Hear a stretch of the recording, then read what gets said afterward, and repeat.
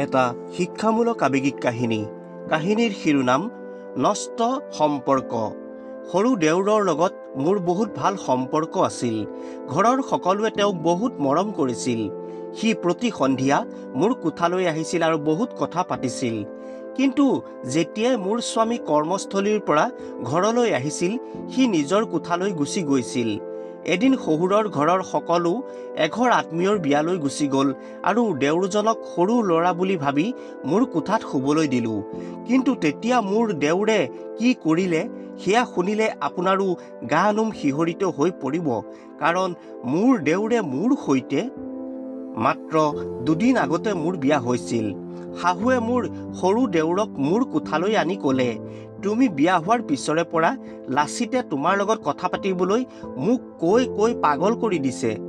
শাহুৰ কথা শুনি মই মোৰ দেউৰজনৰ ফালে চালোঁ। শাহুৰ মুখৰ পৰা গম পালোঁ যে তাৰ বয়স প্ৰায় 15 বছৰ। মাকৰ কথা শুনি সি মাকৰ পিছফালে থিয় হৈ লাজুকীয়া হাঁহিৰে মোলৈ চাই আছিল। আচলতে কৌস্তভ আৰু মোৰ বিয়াখন বৰ খৰখেদাকৈ 2 মাহৰ ভিতৰতে হৈছিল। এই সময়ত মোৰ কাকো বিশেষ গুৰুত্ব দিবলৈ সময় নাছিল। মই হাঁহি এটা মাৰি সৰু দেউৰ লাচিতৰ ফালে হাতখন আগবঢ়াই দিলোঁ। সিও লাজকৈ মোক হেণ্ডশ্বেক দিলে। মই এই ঘৰৰ ডাঙৰ বোৱাৰী আছিলোঁ। কৌস্তভৰ 2জনী ভনীয়েক আছিল আৰু সকলোতকৈ সৰু আছিল দেউৰ লাচিত। কৌস্তভে মোক বহুত ভাল পাইছিল আৰু মোৰ যত্ন লৈছিল। মোৰ শাহুৱেও মোক বহুত ভাল পাইছিল আৰু মৰম কৰিছিল। মই প্ৰথমে নিজৰ সৰু ভাইৰ দৰেই লাচিতৰ লগত কথা পাতিবলৈ আৰম্ভ কৰিলোঁ। সি 15 বছৰীয়া ল'ৰা আছিল যদিও শৰীৰৰ আকৃতিৰ বাবে তাক বয়সতকৈ বহুত ডাঙৰ যেন লাগিছিল।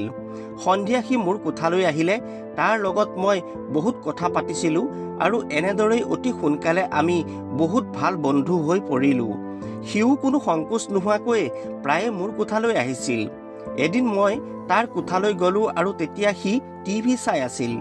মোক দেখি সি বৰ অস্থিৰ হৈ তৎক্ষণাত চেনেলটো সলনি কৰি দিলে। মই গৈ তাৰ কাষতে বহিলোঁ। তাৰ মুখৰ চাৱনিটো ইমানেই নাৰ্ভাছ হৈ পৰিছিল যেন মই তাৰ কিবা চুৰি কাৰ্যহে ধৰা পেলালোঁ। মই ভালকৈ সুধিলোঁ, কি হ'ল লাচিত, ইমানকৈ কিয় ভয় খাইছা? টিভিত কি চাই আছিলা? মোৰ প্ৰশ্নটো শুনি সি আৰু বেছি নাৰ্ভাছ হৈ পৰিল। সি ক'লে, নাই, মই একো চোৱা নাছিলোঁ। টিভিত নতুন কাৰ্টুন এখন দিছে, সেইখনেই মই চাই আছিলোঁ। মই ক'লোঁ, তুমি চাই থকা চেনেলটো আকৌ লগাই দিয়াচোন, ময়ো চাব বিচাৰোঁ তুমি যি চাই আছিলা। তাৰপিছত সি চাই থকা চেনেলটো আকৌ লগাই দিলে। টিভিৰ সেই দৃশ্য দেখি মই চকু দুটা মুদি দিলোঁ। খং উঠি লাচিতক ক'লোঁ, এইবোৰ চিনেমা তুমি এতিয়াই চাব লাগে নেকি? বন্ধ কৰা। ৰ'বা, আজি দাদা অফিচৰ পৰা ঘূৰি আহক, তেওঁক মই তোমাৰ কথা ক'ম। মোৰ খং দেখি সি নিমাত হৈ পৰিল আৰু ককায়েকক এই কথা নক'বলৈ মোক অনুৰোধ কৰিলে। মই ক'লোঁ, ৰাতি যদি সপোনত এই ভয়ংকৰ মুখবোৰ দেখা পোৱা, কেনেকৈ তুমি শুব পাৰিবা? লাচিতে সেই চেনেলটোত এখন ভূতৰ চিনেমা চাই আছিল। যিখন চিনেমাৰ এটা দৃশ্য চায়ে মোৰ বহুত ভয় লাগিল। সি মোৰ ওচৰত ক্ষমা খুজিবলৈ ধৰিলে আৰু ক'লে যে সি আৰু কোনোদিনেই এনেকুৱা ভূতৰ চিনেমা নাচায়। তাৰ এনে ব্যৱহাৰত মই সুখী হৈছিলোঁ আৰু ভাবিছিলোঁ যে মোৰ দেউৰজন সঁচাকৈ বহুত সহজ সৰল আৰু ভাল ল'ৰা। মোৰ ননন দুজনীয়েও মোৰ লগত বহুত ভাল ব্যৱহাৰ কৰিছিল। আচলতে স্বামীৰ ঘৰখনত মই নিজকে বৰ সুখী আৰু ভাগ্যৱান অনুভৱ কৰি আছিলোঁ। কিন্তু মই জনা নাছিলোঁ যে মোৰ এই সুখ কেৱল এখন খন্তেকীয়া নাটক আৰু মই এটা ডাঙৰ বিপদৰ সন্মুখীন হ'বলৈ ওলাইছোঁ। হঠাৎ মোৰ জীৱনলৈ এনে বিপদ আহিল যিবোৰ সহ্য কৰাটো মৃত্যুৰ সমতুল্য আছিল। মা ঘৰৰ সকলো বাই ভনীৰ ভিতৰত মই সকলোতকৈ সৰু আছিলোঁ, যাৰ বাবে মোক সদায়েই ডাঙৰ ভাই ভনীসকলে আওকাণ কৰিছিল। তেওঁলোকে একেলগে কিবা এটা আলোচনা কৰি থাকোঁতে মই যদি তেওঁলোকৰ ওচৰলৈ যাওঁ, তেওঁলোকে মোক আঁতৰাই পঠাইছিল। মোক কৈছিল, তুমি সৰু ছোৱালী, ডাঙৰৰ কথাৰ মাজত ভাগ ল'ব নালাগে। সেই সময়ত মই বৰ অকলশৰীয়া অনুভৱ কৰিছিলোঁ। এতিয়া স্বামী কৌস্তভক দেখি মোৰ শৈশৱৰ কথা মনত পৰিল। যেনেদৰে ঘৰত ভাই ভনীসকলৰ মোৰ প্ৰতি বিশেষ গুৰুত্ব নাছিল, সেইদৰেই চাগৈ কৌস্তভৰ ক্ষেত্ৰতো একেই কথা। তেওঁৰো সৰু ভায়েকৰ প্ৰতি গুৰুত্ব নাছিল। কিন্তু মোৰ ননন দুগৰাকীৰ মাজত যথেষ্ট মিলা মিছা আছিল আৰু দুয়োজনী সকলো সময়ত লগতেই আছিল। ময়ো স্বামী কৌস্তভৰ প্ৰতি অধিক যত্ন আৰু মনোযোগ দিবলৈ ধৰিলোঁ। মই তেওঁৰ বাবে প্ৰিয় খাদ্য ৰান্ধিছিলোঁ, সৰু সৰু কামবোৰ কৰিছিলোঁ আৰু তেওঁৰ লগত বিভিন্ন ধেমালি কৰিছিলোঁ, লুডু খেলিছিলোঁ। মোৰ মনত ভাৱ আছিল যাতে কৌস্তভে সৰুতে সহ্য কৰা কষ্টবোৰ আৰু ভৱিষ্যতে কেতিয়াও সহ্য কৰিবলগীয়া নহয়। এদিন দেওৰ লাচিত মোৰ কোঠালৈ আহিল আৰু কৌস্তভো অফিচৰ পৰা ঘূৰি অহাৰ সময় হৈছিল। সেই সময়ত মই ধুনীয়াকৈ কাপোৰ পিন্ধি মেকআপ কৰি আছিলোঁ। লাচিতে মোৰ ফালে চাই আছিল আৰু হঠাৎ মোৰ মেকআপ বক্সৰ পৰা গোলাপী ৰঙৰ লিপষ্টিক এটা উলিয়াই মোক দি ক'লে, নবৌ, এই লিপষ্টিকটো লগোৱাচোন, মোৰ এই ৰংটো বৰ ভাল লাগে। ময়ো তাৰ সৰু হৃদয়খনক আঘাত নকৰোঁ ভাবি তাৰ হাতৰ পৰা লিপষ্টিকটো লৈ ওঠত লগাই দিলোঁ। সি লাহে লাহে মোৰ ফালে আহি দুয়ো হাতেৰে মোৰ মুখখন তুলি লৈ, নবৌ, এইবাৰ তোমাক বৰ ধুনীয়া লাগিছে বুলি কৈ মোক সাৱটি ধৰিবলৈ উদ্যত হ'ল। তাৰ এই আচৰণত মই চক খাই উঠিলোঁ আৰু লগে লগে মই বহাৰ পৰা উঠি তাক ঠেলি আঁতৰাই দিলোঁ। সি পিছলৈ গুচি গ'ল যদিও মোৰ ফালে এক অদ্ভুত দৃষ্টিৰে চাই থাকিল। লাচিতৰ এনে ব্যৱহাৰত মোৰ বৰ খং উঠিল আৰু তাৰ ফালে খঙেৰে চালোঁ। কিন্তু সি অলপো বিচলিত নহৈ মোক ক'বলৈ ধৰিলে, নবৌ, তুমি মোৰ ডাঙৰ বাইদেউৰ দৰে। মই তোমাক মোৰ বাইদেউহঁততকৈও বেছি ভাল পাওঁ। মোৰ ব্যৱহাৰে যদি তোমাক দুখ দিছে তাৰ বাবে মই তোমাৰ ওচৰত ক্ষমা খুজিছোঁ। সি লাজতে মূৰ দোৱাই মোক এই কথাবোৰ ক'লে আৰু তাৰ পিছত কোঠাৰ পৰা ওলাই গুচি গ'ল। তাৰ কথা শুনি মোৰ নিজৰে বৰ লাজ লাগিল। মনতে ভাবিলোঁ, আচলতে মই বাৰু ভুল কৰিলোঁ নেকি? হয়তো সি মোক ডাঙৰ বায়েক বুলি ভাবিয়েই মৰমতে মোক সাৱটি ধৰিবলৈ লৈছিল, কিন্তু মইহে তাক বেয়াকৈ ভাবি ঠেলি আঁতৰাই দিলোঁ। সি চাগৈ মোৰ বিষয়ে বৰ বেয়াকৈ ভাবিলে।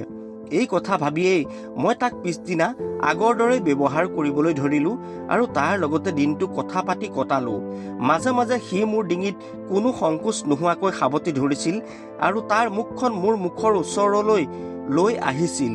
তাৰ এনে আচৰণ মই ভাল নাপালোঁ যদিও বহুত কথা ভাবি একো কোৱা নাছিলোঁ। মোৰ অনুভৱ হৈছিল যে কথাবোৰ বেয়া হৈ গৈ আছে। পিছ মুহূৰ্ততে ভাৱ হৈছিল, এজন সৰু ল'ৰাই হয়তো ডাঙৰ বায়েক বা মাকৰ দৰে ভাবিয়েই মোক ভাল পাইছে, গতিকে মই তাৰ প্ৰতি বেয়া ভাৱ লোৱাটো অনুচিত।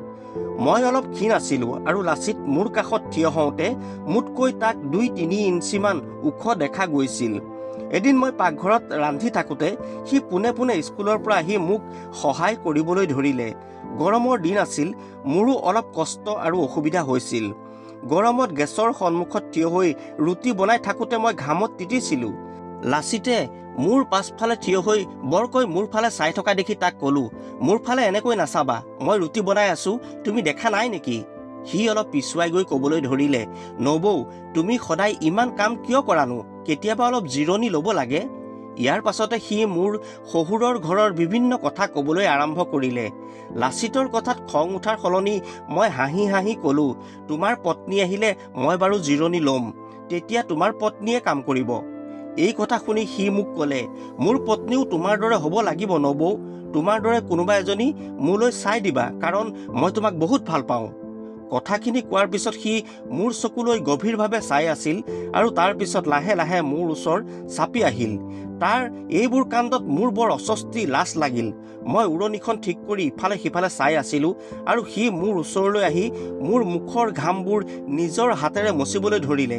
তাৰ কাৰ্যত বাধা দি মই অলপ পিছুৱাই গ'লোঁ। সি ক'বলৈ ধৰিলে, মই যদি এই ঘৰৰ মালিক হওঁ তেন্তে তোমাক এটাও কাম কৰিবলৈ নিদিওঁ আৰু তোমাক ৰাণী কৰি ৰাখিম। মোৰ প্ৰতি লাচিতৰ ইমান প্ৰশংসামূলক কথা আৰু মৰমবোৰক মোৰ ভাল লগা নাছিল। এইবাৰ সি কথা কোৱাৰ ধৰণ সম্পূৰ্ণ সলনি কৰি ক'লে, তুমি মোৰ বাইদেউহঁতক কিবা কাম কৰিবলৈ কিয় নোকোৱা? সিহঁত ৰাণী নেকি যে ঘৰৰ একো এটা কাম নকৰে? সিহঁতে গোটেই দিনটো বহি বহি টিভি চাই কটাব আৰু তুমি অকলে অকলে কাম কৰি মৰিবা। লাচিতৰ এই কথা বতৰাবোৰ এজন নিপুণ অভিজ্ঞ মানুহৰ দৰে লাগিছিল। কিন্তু মই অতি কঠোৰভাৱে তাক ক'লোঁ, যোৱা, তুমি স্কুলৰ পোছাক সলনি কৰি হাত মুখ ধুই আহাগৈ, মই তোমালৈ ৰুটি লৈ গৈ আছোঁ। সি পাকঘৰৰ পৰা ওলাই গ'ল আৰু মই দীঘলকৈ উশাহ এটা ল'লোঁ। ইয়াৰ পাছৰে পৰা মই দেওৰ লাচিতক দেখি অলপ ভয় খাবলৈ ধৰিলোঁ, কাৰণ তাৰ চকুৰ চাৱনি মোৰ ভাল লগা নাছিল।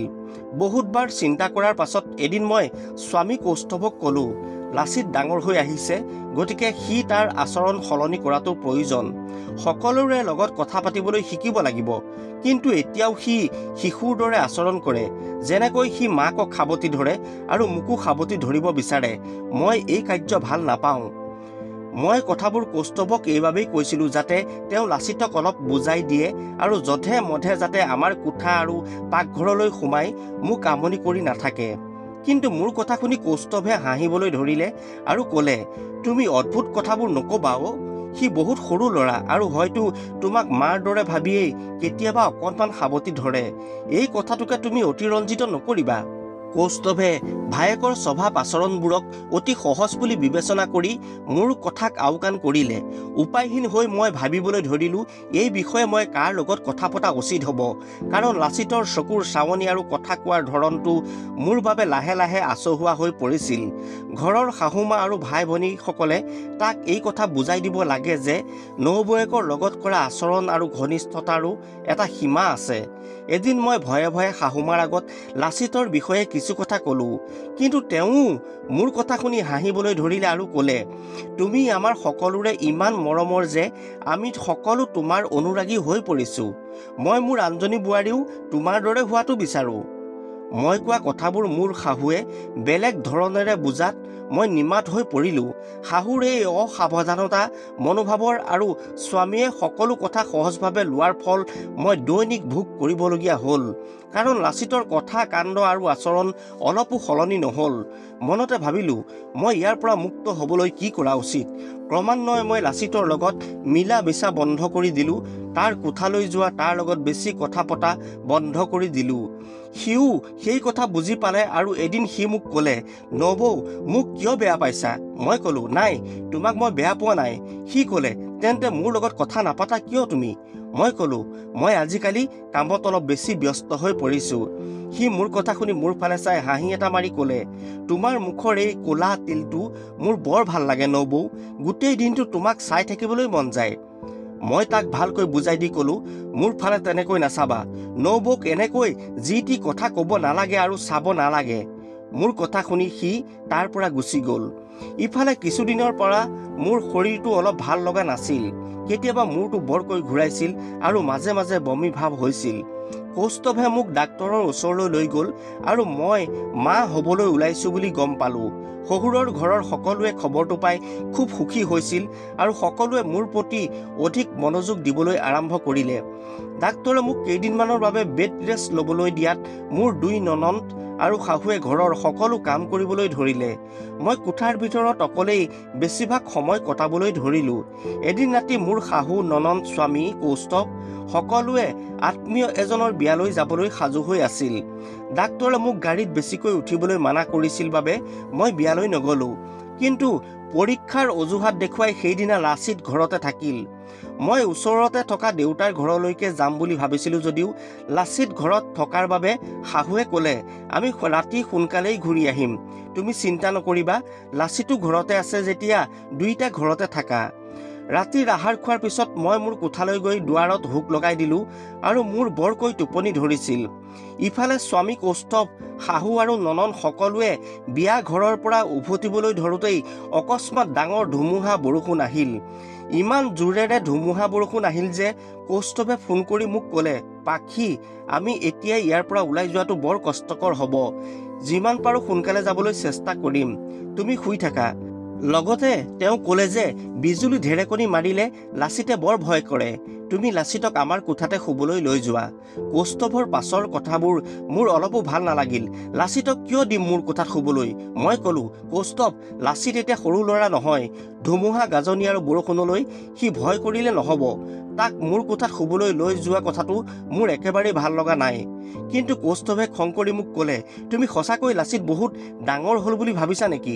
সি এতিয়াও সৰু আৰু তাৰ চিন্তাবোৰ এতিয়াও সৰু ল'ৰা ছোৱালীৰ দৰেই। তুমি মোৰ লগত তৰ্ক নকৰিবা, মই কোৱা কথাখিনি মানিবা। এইদৰে কৈ কৌস্তভে ফোনটো কাটি দিলে। মই বৰ অসহায় হৈ পৰিছিলোঁ। তথাপিও মই শুই থকা মোৰ কোঠালৈ লাচিতক মাতিব পৰা নাছিলোঁ। কিন্তু ৰাতি তেতিয়া কিমান সময় হৈছিল নাজানো। হঠাৎ ইমান জোৰেৰে বিজুলী ঢেৰেকনি মাৰিলে যে ক'ৰবাত বজ্ৰপাত পৰা যেন লাগিল। মই নিজেও ভয় খাই বিচনাত উঠি বহিলোঁ। সেই সময়ত ঘৰৰ লাইটবোৰ নুমাই গ'ল। তেনেতে কোনোবাই মোৰ দুৱাৰত জোৰেৰে টোকৰ মাৰিলে। তেতিয়া মই আৰু বেছি ভয় খালোঁ। ৰাতিৰ আন্ধাৰত মই একোৱেই সঠিকভাৱে দেখা পোৱা নাছিলোঁ। মই সুধিলোঁ, বাহিৰত কোন আছে? কোঠাৰ বাহিৰৰ পৰা মাত আহিল, মই লাচিত নবৌ, মোৰ বৰ ভয় লাগিছে, দুৱাৰখন সোনকালে খুলি দিয়াচোন। মই আন্ধাৰতে খুপি খুপি কেনেবাকৈ দুৱাৰখনৰ ওচৰ পালোগৈ। দুৱাৰখন খুলি দেখিলোঁ লাচিতে হাতত টৰ্চ এটা লৈ দুৱাৰ মুখত থিয় হৈ আছে। তাৰ দুই চকু মুখত ভয়ৰ এটা স্পষ্ট চাৱনি আছিল। সি মোক মোৰ কোঠাত শুবলৈ দিয়াৰ বাবে অনুৰোধ কৰিলে। তাক দেখি সঁচাকৈয়ে বহুত ভয় খোৱা যেন মোৰ অনুভৱ হৈছিল। মই একো উত্তৰ নিদিয়াকৈয়ে সি মোৰ কোঠালৈ সোমাই আহি দুৱাৰখন ভিতৰৰ পৰা বন্ধ কৰি দিলে। তেনেতে পুনৰ গাজনি শব্দ হোৱাত মই চক খাই গ'লোঁ আৰু সিও ভয়তে মোক জোৰেৰে সাবটি ধৰিলে। মই তাক নিজৰ ভাইটিৰ দৰেই সদায় ভাবিছিলোঁ। তথাপিও ক'ৰবাত যেন মই তাক বিশ্বাস কৰিব পৰা নাছিলোঁ। সি নিজেই ভয় খাইছিল যদিও মোক সাহস দি কৈছিল, মই আছোঁ নবৌ, তোমাৰ একো নহয়, ভয় নকৰিবা। মই স্পষ্টকৈ বুজিব পাৰিছিলোঁ যে সি মোক পতিয়ন নিয়াবলৈ চেষ্টা কৰিছিল আৰু মোক বেলেগ ধৰণেৰে আৰু টানকৈ সাবটি ধৰি ৰাখিছিল। প্ৰথমতে মই ভাবিছিলোঁ যে হয়তো সি ভয়ৰ বাবে মোক তাৰ মাক বা বায়েক বুলি ভাবিয়েই সাবটি ধৰিছে। কিন্তু কিছু সময়ৰ পাছত মই ভালকৈয়ে বুজিলোঁ সি মোক আন কিবা এটা উদ্দেশ্যৰেহে ধৰি ৰাখিছে আৰু মোৰ পৰা আন কিবা এটা আশা কৰিছে। মই জোৰ কৰি তাৰ হাতৰ পৰা মুক্ত হ'লোঁ আৰু তাক ঠেলি দিলোঁ। সেই সময়ত কোঠাৰ লাইট জ্বলি উঠিল আৰু বৰষুণ বহুত কমি গৈছিল। লাচিতৰ ফালে চাই তাৰ মুখত কিবা এটা পৰিৱৰ্তন অনুভৱ কৰিলোঁ।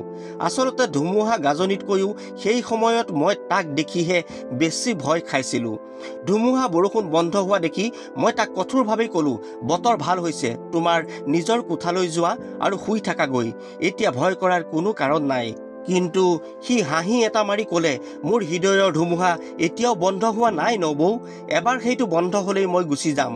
তাৰ কথা শুনি মই থতমত খালোঁ, কাৰণ এই সময়ত তাক কোনো কাৰণতে এটি সৰু 15 বছৰীয়া ল'ৰা যেন নালাগিল। তাৰ আচৰণ আৰু কথা বতৰা একেবাৰেই শিশু সুলভ নাছিল। সি মোৰ ফালে আগুৱাই আহিবলৈ ধৰিলে। মই তাৰ মতলব ভাল নেদেখি স্পষ্টকৈ ক'লোঁ, লাচিত, এইবোৰ কি কথা কৈছা তুমি?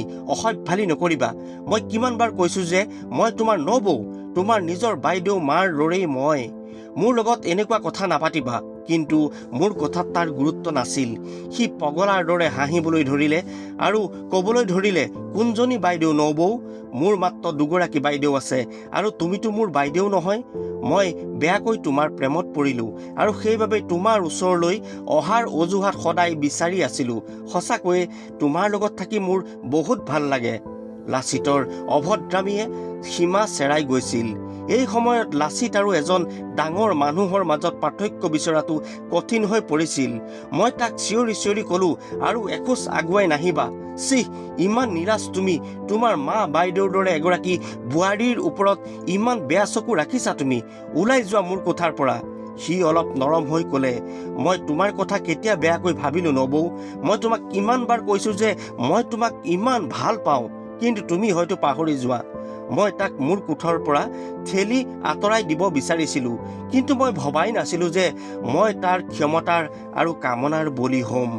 ইয়াৰ উপৰিও মই সেই সময়ত গৰ্ভৱতী আছিলোঁ। সেই নিশা মোৰ ভাগ্য অন্ধকাৰ আৰু অভিশপ্ত হৈ পৰিছিল আৰু সি মোৰ এটা কথাও নুশুনিলে। মোৰ সতীত্বক মই মুহূৰ্ততে হেৰুৱাই পেলালোঁ। মই ইমান কষ্ট ভোগ কৰি আছিলোঁ, কিন্তু লাচিতে মোৰ চকুৰ সন্মুখত হৃদয়হীন মানুহৰ দৰে থিয় হৈ মোক কৈছিল, ঘৰৰ কাৰোবাক এই কথা কিবা ক'লে তাৰ পৰিণাম তুমি ভুগিব লাগিব আৰু দায়ী হ'ব লাগিব। মই তাৰ মুখলৈ থুৱাই দিছিলোঁ আৰু কান্দিছিলোঁ। মই দুবিধ কষ্ট একেলগে সহ্য কৰিবলগীয়া হৈছিল। এটা কষ্ট মোৰ পেটত আৰু আনটো মোৰ সন্মুখত বহি থকা 15 বছৰীয়া মতাটোৰ প্ৰতি ঘৃণাত। মই তাক মোৰ চকুৰ পৰা আঁতৰি যাবলৈ ক'লোঁ। দুখ আৰু ক্ষোভত জৰ্জৰিত হৈ তাক চিঞৰি চিঞৰি ক'লোঁ, তোৰ সকলো কথা মই দাদাক ক'ম আৰু মা বাইদেউ সকলোকে ক'ম। কিন্তু মোৰ কথা শুনি সি একেবাৰেই আতংকিত নহ'ল। মোক ক'লে, তুমি যি ক'লেও একো লাভ নাই, কাৰণ তোমাৰ কথা কোনেও বিশ্বাস নকৰে। মই এই ঘৰৰ সৰু ল'ৰা আৰু মোক কোনেও কেতিয়াও দুখ নিদিয়ে। তুমি যদি নিজকে বচাব বিচাৰা তেন্তে নিজৰ মুখখন বন্ধ কৰি ৰাখিবা। এনেদৰে মোক ভাবুকি দি সি কোঠাৰ পৰা ওলাই গ'ল আৰু মই কান্দিবলৈ ধৰিলোঁ। সেই সময়ত মোৰ আত্মহত্যাৰ কথা মনলৈ আহিছিল যদিও হঠাৎ ঘৰৰ কলিং বেলটো বাজি উঠিল। কৌস্তভৰ মাত শুনাৰ লগে লগে মই বিষত চিঞৰি চিঞৰি দৌৰি আহি দুৱাৰখন খুলি দেখিলোঁ কৌস্তভ, মোৰ শাহু আৰু ননন্দহঁত দুৱাৰ মুখত থিয় হৈ আছে। কৌস্তভক দেখি মই কান্দিবলৈ ধৰিলোঁ আৰু মোৰ পেটৰ বিষ বাঢ়িবলৈ ধৰিলে। পেটৰ বিষ ক্ৰমান্বয়ে ইমানেই বাঢ়ি আহিল যে এসময়ত মই সহ্য কৰিব নোৱাৰা হ'লোঁ। মোৰ অৱস্থা দেখি কৌস্তভো মোৰ লগতে অস্থিৰ হৈ পৰিল। চকুৰে মই চাৰিওফালে অন্ধকাৰ দেখিলোঁ আৰু এসময়ত মই অচেতন হৈ পৰি গ'লোঁ। চেতনা ঘূৰাই পাওঁতে কৌস্তভ মোৰ কাষতে বহি আছিল আৰু মোৰ শাহুৱে মোৰ মূৰৰ কাষত বহি কৈ আছিল, বোৱাৰী, মই তোমাক জিৰণি ল'বলৈ কোৱাৰ পাছতো তুমি কিয় ঘৰৰ সকলো কাম কৰিব লাগে? মইতো ভাত পানী সকলো বনাই থৈ গৈছিলোঁ। আজি তোমাৰ ভুলৰ বাবেই এনেকুৱা অৱস্থা হ'ল। চাবা যাতে পেটৰ কেঁচুৱাটোৰ কোনো ক্ষতি নহয়।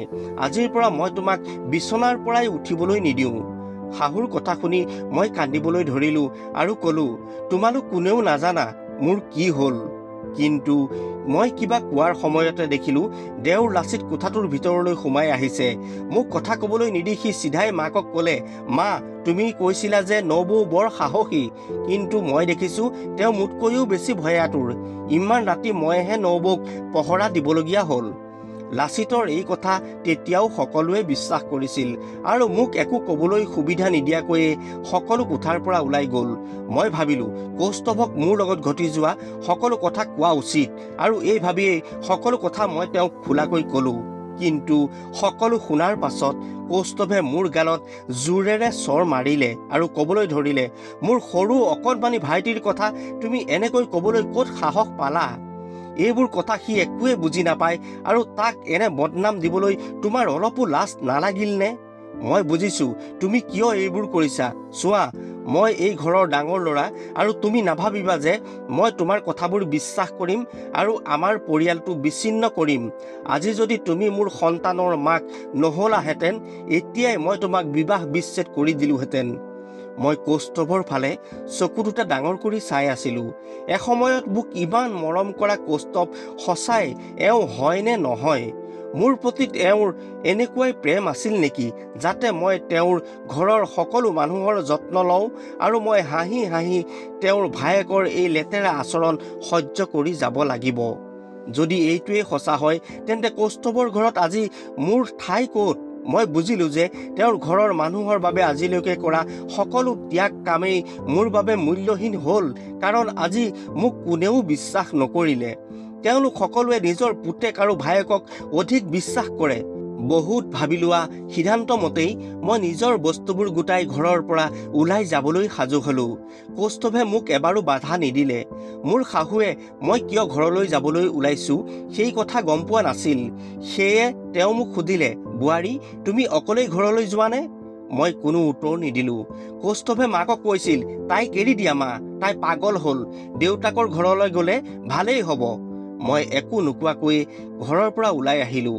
আচলতে আমাৰ পতি পত্নীৰ মাজত এয়া কোনো সাধাৰণ কাজিয়া নাছিল, যিটো মই পাহৰি ইয়াতে পৰি থাকিম আৰু মই সকলো মানি ল'ম। অটোৰিক্সা এখন লৈ মাৰ ঘৰলৈ গুচি গ'লোঁ। মা দেউতাক সকলো কথা ক'লোঁ। এই কথাবোৰ শুনি মায়ে ক'লে, তুমি ইমান শিক্ষিতা ছোৱালী হৈও কিয় ইমান বুদ্ধিমত্তা হেৰুৱালা? তুমি যেতিয়া আৰম্ভণিৰে পৰা দেওৰৰ আচৰণ ভাল পোৱা নাছিলা, তেতিয়াৰ পৰাই তেওঁৰ লগত দূৰত্ব বজাই ৰাখিব লাগিছিল। তেতিয়াই আমাক কথাখিনি কোৱা হ'লে মই তাত কেনেকৈ থাকিব লাগে সেই কথা ক'লোহেঁতেন। তুমি নিজে নিজে আমাৰ দায়িত্ব আৰু সকলো কাম শেষ কৰিলা। সকলোকে সুখী কৰি ৰাখিবলৈ চেষ্টা কৰি থাকোঁতে নিজৰ সকলো হেৰুৱাই পেলালা। মোৰ ওপৰত মাৰ বহুত খং উঠিছিল, কিন্তু সঁচাকৈয়ে মোৰ কিবা দোষ আছিল নেকি? মইতো দেওৰৰ এনে আচৰণ আৰু অভদ্ৰামীবোৰৰ বিষয়ে স্বামী কৌস্তভ আৰু শাহুক বহুতবাৰ কৈছিলোঁ। দেওৰ নবৌৰ সম্পৰ্ক কিমান পবিত্ৰ আৰু এই সম্পৰ্কবোৰৰ মাজত কিমান দূৰত্ব ৰাখিব লাগে সেই কথা তেওঁলোকে নিজৰ পুতেকক বুজাই দিয়া উচিত নাছিলনে? তেন্তে মই কি ভুল কৰিলোঁ? দুদিনৰ পাছত অচিনাকি নম্বৰ এটাৰ পৰা মোলৈ ফোন আহিল। সিফালৰ পৰা মাত শুনাৰ লগে লগেই গম পালোঁ সি লাচিত। সি মোক ক'বলৈ ধৰিলে, নবৌ, তুমি ঘৰলৈ ঘূৰি আহা, মোক ক্ষমা কৰি দিয়া। মই তোমাক আৰু কেতিয়াও আমনি নকৰোঁ আৰু মই মোৰ ভুল বুজি পালোঁ। আচলতে মোৰ বন্ধুসকলে মোক লেতেৰা চিনেমা দেখুৱাইছিল। যিদিনা তুমি মোক টিভিৰ চেনেল সলনি কৰা দেখিছিলা। সেই সময়ত মই ভূতৰ চিনেমা চোৱা নাছিলোঁ, লেতেৰা চিনেমা এখন চাই আছিলোঁ। এই বেয়া চিনেমাবোৰ দেখি দেখি মই নিজকে নিয়ন্ত্ৰণ কৰিব নোৱাৰিলোঁ। তুমি মোক মাফ কৰি দিয়া নবৌ, তুমি ঘৰলৈ ঘূৰি আহা। মই স্পষ্টকৈ তাক ক'লোঁ, তই যি কৰিলেও সেয়া ভুল আৰু অপৰাধ নহয়। তোৰ মা দাদা বাইদেউৰ বাবে তই এতিয়াও শিশু আৰু একোৱে নজনা এটা সৰু ল'ৰা। তোৰ দৈনন্দিন আচৰণৰ ওপৰত চকু নথকা আৰু তোক শিশু বুলি ভবা পৰিয়ালৰ সদস্যসকলৰো ইয়াত দোষ আছে আৰু সকলোৱে ইয়াৰ পৰিণাম এদিন ভুগিব লাগিব। তোৰ দাদাক মই বিবাহ বিচ্ছেদ দিম। মই তোক কেতিয়াও ক্ষমা নকৰোঁ আৰু তোৰ দৰে মানুহৰ মুখ চাবলৈ সেইখন ঘৰলৈ মই ঘূৰি নাযাওঁ। এই বুলি কৈ মই ফোনটো কাটি দিলোঁ। কিছু দিনৰ পাছত মোৰ এটা ল'ৰা সন্তানৰ জন্ম হ'ল আৰু মই কৌস্তভক বিবাহ বিচ্ছেদ দিলোঁ। ইয়াৰ পাছতে মই বহুত কষ্ট কৰি চৰকাৰী চাকৰি এটা পালোঁ আৰু বৰ্তমান ল'ৰাৰ সৈতে মই সুখেৰেই জীৱনটো অতিবাহিত কৰিছোঁ। প্ৰিয় শ্ৰোতা বন্ধু বান্ধৱীসকল, বাস্তৱৰ আধাৰত ৰচিত কাহিনীটোত কিছু মৌলিকতা সংমিশ্ৰণ ঘটোৱা হৈছে। সঁচাকৈ পৃথিৱীত এনেকুৱা কিছুমান মানুহ আছে যিয়ে দেওৰ আৰু নবৌৰ পবিত্ৰ সম্পৰ্ক বুজি নাপায়। ইয়াৰ অৰ্থ এইটো নহয় যে সকলো বেয়া মানুহ, বৰঞ্চ এইখন সমাজতে বহুত ভাল মানুহো আছে। অনৈতিক পৰিৱেশ আৰু এচপৰা কলংকৰ দাগ বুকুত লৈ কৌস্তভৰ লগত মিলিব নোৱাৰাৰ বাবেই আজি মই এনে সিদ্ধান্ত ল'বলৈ বাধ্য হ'লোঁ। প্ৰিয় শ্ৰোতা বন্ধু বান্ধৱীসকল, গল্পৰ কাহিনীটো আপোনালোকৰ কেনে লাগিল মতামত আগবঢ়াব। এইখিনিতে আপোনালোকলৈ অনুৰোধ, যিসকলে এতিয়াও চেনেলটো ছাবস্ক্ৰাইব কৰা নাই ছাবস্ক্ৰাইব কৰি ল'ব। সকলোকে ধন্যবাদ জনালোঁ।